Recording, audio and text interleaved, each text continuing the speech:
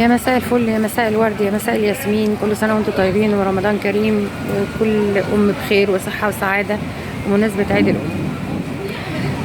معاكم الإعلامية إيمان الباز، أختي وحبيبتي.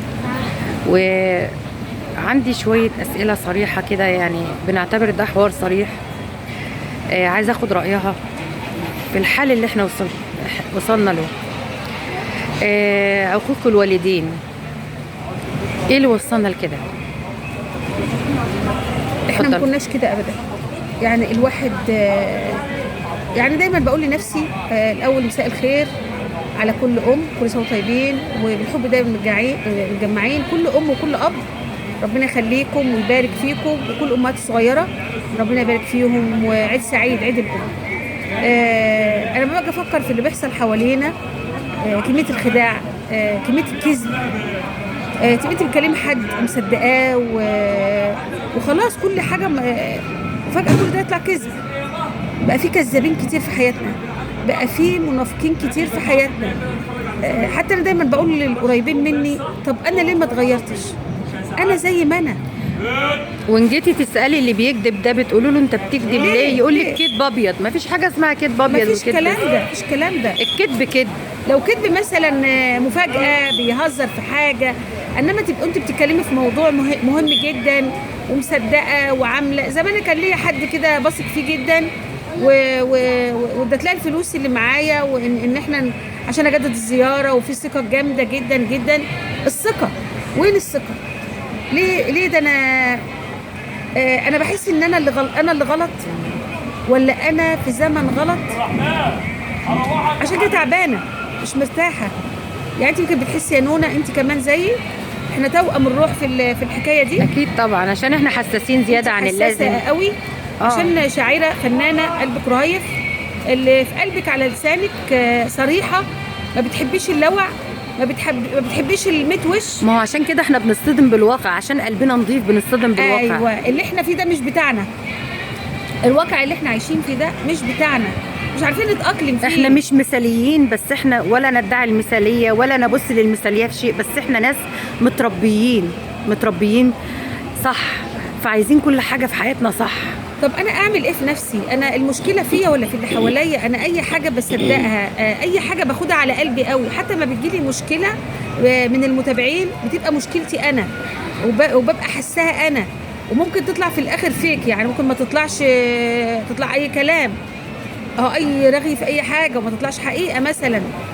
يبقى انا اتخدعت. طب ليه الكذب؟ ليه الخداع؟ ليه بقينا منافقين؟ ليه بقينا بمتوش؟ احنا في الاخر مش دايمين على هذه الارض، كلنا ماشيين، كلنا مش قاعدين. وليه نسبه التنمر يا نونا اللي كترت في حياتنا؟ ليه؟ انا مش عاجباك او غيري مش عاجبك، ليه تتنمر عليه؟ ليه تتنمري عليه؟ حلو ووحش لنفسه. ليه بنقطع في بعض؟ ليه كارهين بعض؟ ليه ما بنحبش الخير لبعض؟ طبعا مش كل الناس، في فئة، لان مصر بخير برضو، وانا برضو عندي يقين بكده ان مصر بخير، ومصر فيها شعب طيب جدا. بقابلهم في السوق، بقابلهم هنا، في ناس الطيبين موجودين برضو موجودين، بس انا بتكلم على قلة موجودة، مخادعة، بميت وش، بميت قناع. وهقول ايه؟ ده خسارة. خلاص يا قلبي، خلاص، الله المستعان، ما عادش فيه اخلاص. ودمتم. طيب، عايزه اتكلم عن موضوع مهم قوي، اللي هو ايه؟ مفهوم الحب من وجهة نظر إيمان الباز. الحب ده حاجة عظيمة جدا، حاجة جميلة جدا اللي يفهمها ويقدرها. يعني أنا بحبك الوقت يا نونة مثلا، بحبك لمصلحة ولا بحبك لنفسك؟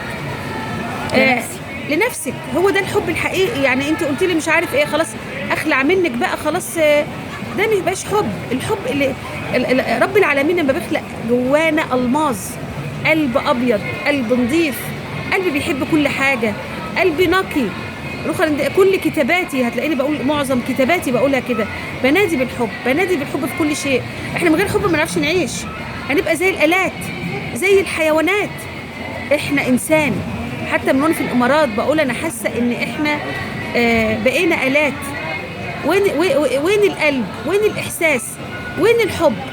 مش الحب الواحد للواحدة بس، لا، الحب للآخر، حب ليكي، خوفي عليكي زي أختي، زي بنتي، خوفي على أي حد. بنتي سلوى ما بتبعت لي على حاجة، العراقية عندي بلقيس بنتي المغربية ما بتحكي لي على حكايات، ريم بنتي الجزائرية اللي كانت عايشة معايا في الإمارات، أنا كنت أمهم، خالتهم، كل حاجة لهم، وكان في بعد حد منهم بيغير مني جدا مع إنهم ولادي، يعني من دور ولادي يا نونة. ايوه. وبتحقد عليا وبتغير مني، ده انا زي امك، انا زي امك او زي اختك الكبيره. هي النفوس المريضه بقى، هي نفوس مريضه. ازاي انا باخدك في حضني نفوس مريضه، وبدفع لك الايجار ومش عايزاكي تمشي، لان انا كنت ماسكه العقار وصعبانين عليا، عايزاهم في حضني زي كوني مش عايزه بناتك يبعدوا عنك، فبضطر ان انا يعني ايه اكمل انا حاجه كده، اكمل كده عشان ما يمشوش، لان ما ينفعش ايجار بالطرد، ما فيش رحمه، مش الكلام ده يعني.